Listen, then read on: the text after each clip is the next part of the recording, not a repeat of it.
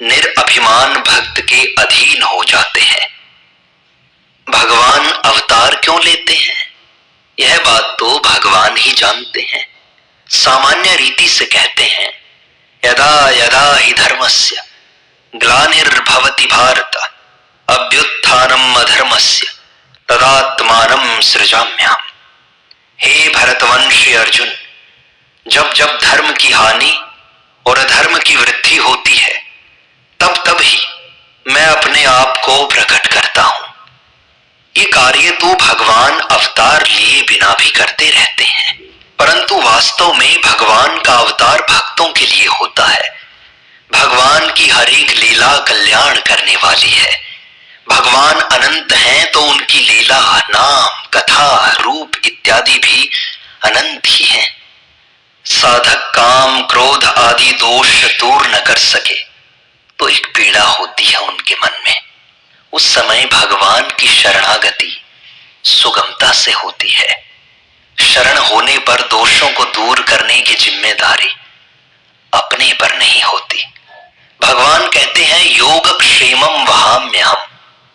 गोस्वामी जी कहते हैं, हऊं हार्यौ करी जतन विविध विधि अतिशय प्रबल अजय तुलसीदास बस होई तबहि जब प्रेरक प्रभु बरजई। जो अपना कुछ भी बल मानता है, अहंकार करता है, वह शरणागत नहीं हो सकता। शरण होने पर भगवान का ही बल मानता है, अपना नहीं। साधारण आदमी तो केवल दुख से ही दुखी होता है, पर साधक दुख से भी दुखी होता है और सुख से भी दुखी होता है। सुख दुख दोनों विकार हैं, साधक विकार रहित होता है। जो हताश निराश हो जाता है वह भक्त नहीं बनता। शरणागति से तत्काल लाभ होता है। लाभ न हो तो समझना चाहिए कि कोई न कोई अन्य का सहारा ले रहा हूं मैं। जैसा भक्त चाहते हैं वैसी ही लीला भगवान करते हैं। दुखी होना मनुष्य के लिए कलंक की, लज्जा की बात है। मनुष्य को इस बात का ज्ञान है कि सब पदार्थ उत्पन्न तथा नष्ट होने वाले हैं। मैं रहता हूं, ये बदलते हैं।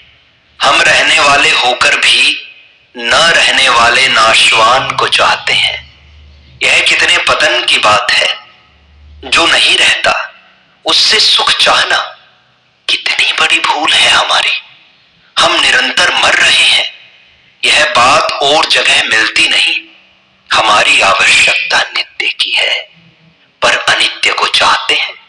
कितने शर्म की बात है हमारे लिए। सब शास्त्र और संत कहते हैं कि परमात्मा है, जीव उनका अंश है। मैं जो बालकपन में था वही हूं, पर शरीर वैसा नहीं है।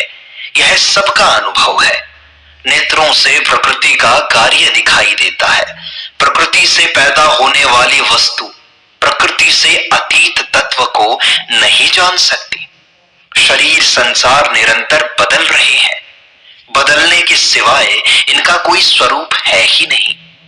बदलने वाले को जानने वाला बदलने वाला नहीं है।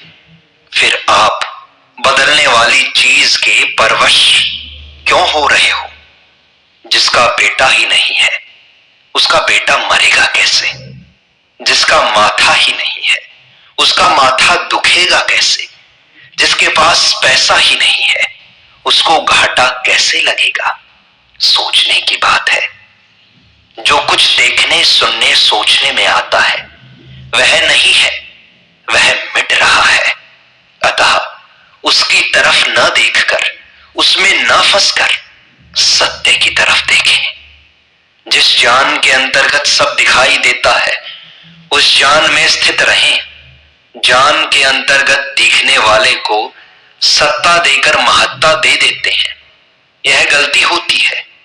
शरीर, कपड़ा, मकान आदि सब एक मिट्टी ही है। उनको जला दो तो सब एक राख हो जाएगा।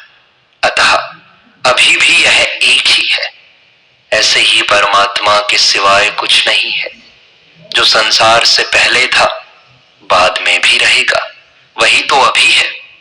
परंतु संयोग जन्य सुख भोगते हैं, यह बाधा होती है। ज्ञान से नहीं पना सिद्ध है और विश्वास से है पना सिद्ध है। जैसे 84 लाख योनियों में मनुष्य शरीर दुर्लभ है, ऐसे ही मनुष्य जन्म में अच्छा सत्संग मिलना दुर्लभ है। लीला श्रवण के अधिकारी सभी होते हैं, पर पारमार्थिक विवेचन के अधिकारी साधक होते हैं। मेरी ऐसी धारणा है कि सभी मनुष्य साधक हो सकते हैं और पारमार्थिक बातों को समझ सकते हैं। संसार साक्षात भगवत स्वरूप है। वासुदेवः सर्वम, भगवान ही संसार रूप से प्रकट हुए हैं। भला बुरा दोनों भगवत बुद्धि में बाधक है। जब सब कुछ ईश्वर ही है तो फिर उसमें भला बुरा राग द्वेष तो कैसे हुए? प्रसाद में मीठा भी होता है और कड़वा करेला भी, पर दोनों ही प्रसाद है। राग द्वेष करना, ठीक बेठीक मानना गलती है। अतः इस गलती को सुधार करके भगवान की शरण में चले जाएं, वही हमारी मुक्ति है।